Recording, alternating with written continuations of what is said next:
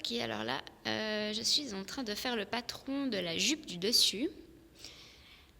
Et j'utilise une méthode qui s'appelle homothétie, c'est des maths. Donc là, j'ai ma petite pièce à la demi-échelle, et là, autour, j'ai ma grande pièce à la taille 1,1.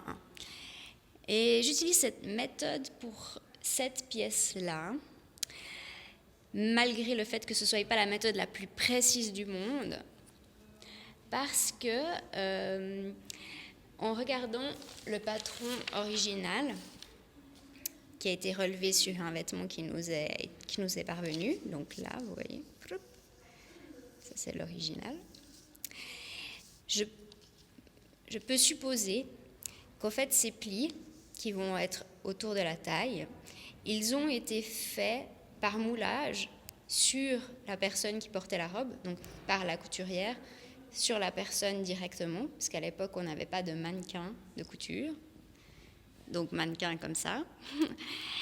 Donc on faisait directement sur la personne, et que c'était pas... Il y avait bien sûr des règles pour la taille des panneaux, la longueur, ça dépendait bien sûr de la taille de la cliente. Mais pour ces plis-là, j'ai l'impression qu'il n'y avait pas vraiment de règles. Pourquoi j'ai l'impression de ça?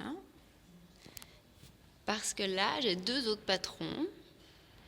Ça, c'est celui de cette jupe du dessus. Il y a aussi des plis, mais il y en a moins.